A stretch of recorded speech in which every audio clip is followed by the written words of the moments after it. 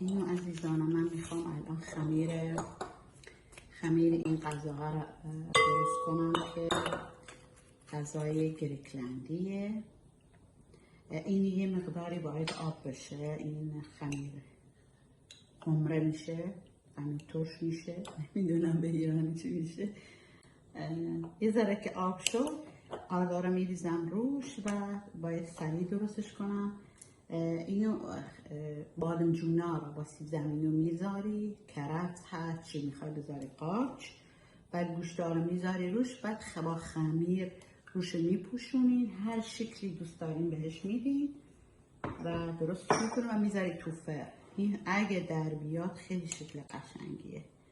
بعد با کنجد هم روش میتونین بذاری، خیلی چیز قشنگی در میاد برای سفره و اینا. من امروز چون مال جشن دختراست گفتم بذار اینو درست کنم، ولی خیلی وقت گیره، امیدوارم بتونم برسم. اینا رو من تون بریزم چون واقعا وقتم کمه. شاید آردو یه ذره سیاه ترش کنم.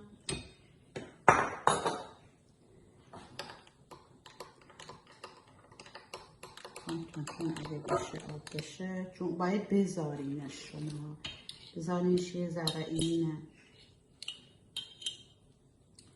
آب بشه. من باید یک کم دیگه فکر کنم بهش آب اضافه کنم، خیلی کم.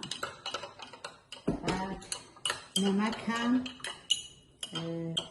من چشی میریزم، شما چشی نریزین، همینقدر بسته. الان میذارمش که ولی صداش یه ذره اذیت میکنه، این شاید صدا رو نذارم.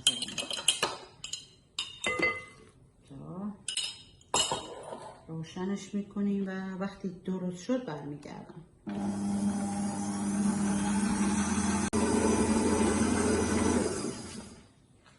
به نظرم همینقدر بستشه. الان یه 10 دقیقه میذارمش و به نظرم خوبه. خمیرش اونجوری که من خواستم شد، ولی هنوز داغه، باید یه ذره سرد بشه. یه ذره جمعش میکنم، با دستم رو روغنی میکنم که نچسبه، ولی یه ذره فکر کنم آرد بیشتر میخواد. بعد آماده که کردم روی میز براتون برمیگردم که چه مدلی بهش میدم. بیشتر ادویه و اینا رو میریزم تو غذا سازه که کارمو سریع رو پیش بره، چون خیلی کار دارم. دیگه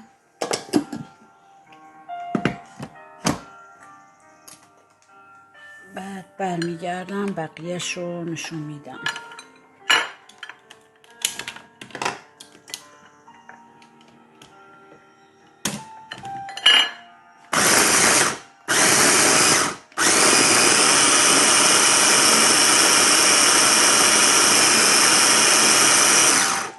بعد من که همش رو رنده کرد تو این دستگاهه خرد کردم، میگم رنده کردم، معذرت. بعد تخم مرغ رو میریزم، قشنگ میذارمش یه 2-3 دقیقه قشنگ کار کنه که مخلوط بشه. بعد میذارمش استراحت کنه یه ساعت 2 ساعتی، بعد 2 ساعت توی یخچال که استراحت کنه. بعد میارم وقتی درست میکنم. من یه مقداری، یه دونه تخم مرغ بود و یه نصف فلفل بود، فلفل سبز و فلفل زرد دیگه. همه ادویه ها رو ریختم توش. میذارمش تقریبا 1 ساعت تا 2 ساعت توی یخچال که استراحت کنه. بعد میارم وقتی درست میکنم. من یه مقداری هم شاید آرد سوخاری به کار ببرم، هنوز نمیدونم، حالا ببینم چه شکلی میشه. الان میذارمش توی یخچال دیگه تا 1 ساعت 2 ساعت. الان میشینم میخوام 2 جور درست کنم، یکی با آرد سوخاری، یکی بدون آرد سوخاری. بعد یه ذره با دست من بهش شکل بدم.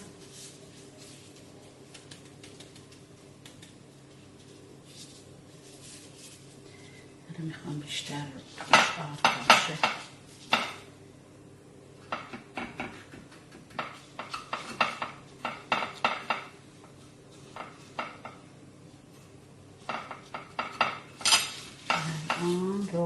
فکر میکنم امتحان کنم، فکر کنم داغه.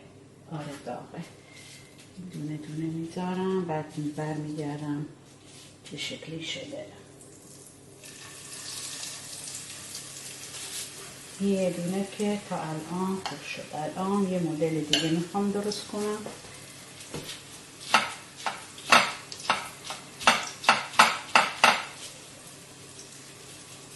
این دیگه سلیقه‌ایه.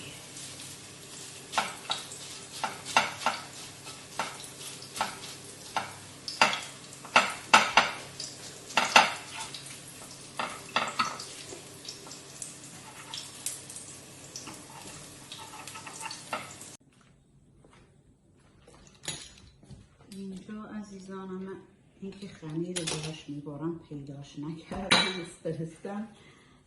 خمیر رو اینجوری من گردش میکنم. یه دونه 2 تا بزرگ میخوام بگیرم و یه دونه شون میخوام مثل در قابلمه باش درست کنم. خیلی قشنگ میشه. اگه امیدوارم چیزایی که میخوام سریع به دستم برسه. که خمیر رو باهاش میبارم، متاسفانه پیداش نکردم. یه دونش رو میذارم برای درش و 2 تا هم دسته و اینو میذارمش یه ذره استراحت کنه. بعد مواد رو که گذاشتم خمیر رو پهن میکنم، میریزم روش و روغن و زعفرانش هم من حاضر کردم. فقط منتظرم بچه ها کنجد رو به هم برسونن. کنجد بهشون گفتم سیاه، امیدوارم باشه، اگه نبود سفید، حالا هرچی شد. ولی کنجد بذارین شکلش خیلی قشنگه برای سفره هاتون.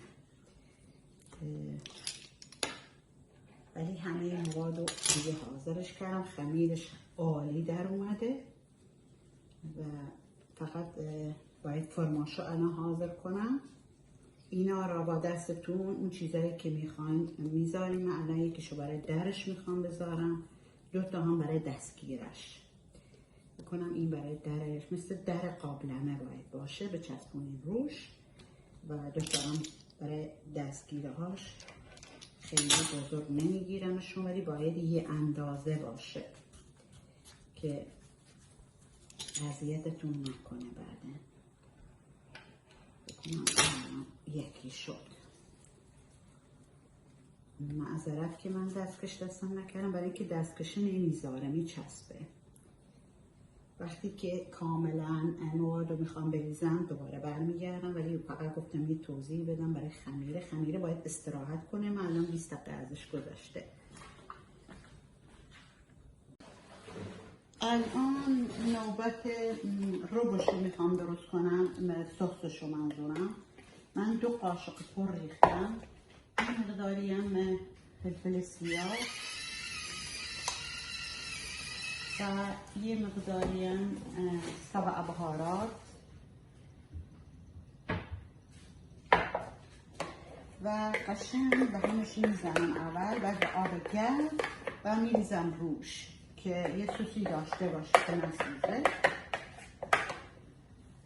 یه مقداری هم میتونید توش روغن بریزیم برای اینکه مزه بهش بده.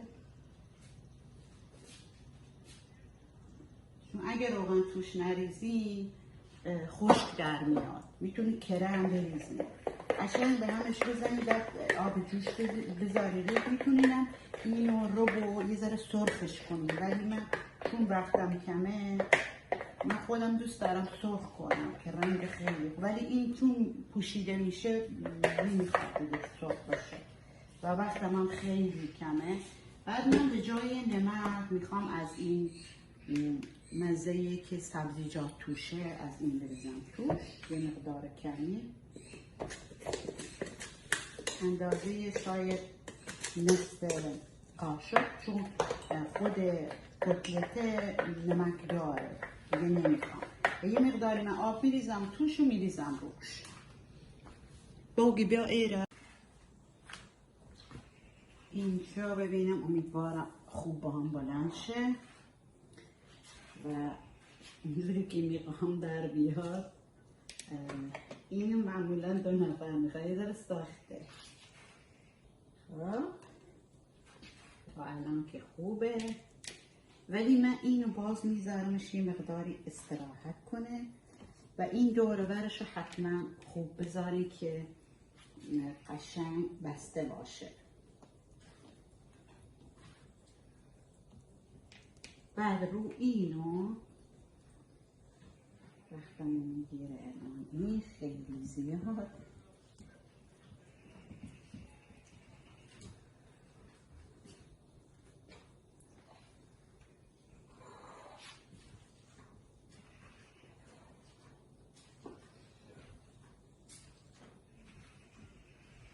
میتونی فقط زعفران خالی بریزین، میتونین روغن بذارین،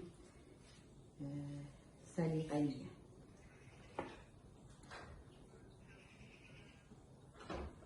من هنوز 2-3 ساعت دارم ولی میخوام به کارم برسم.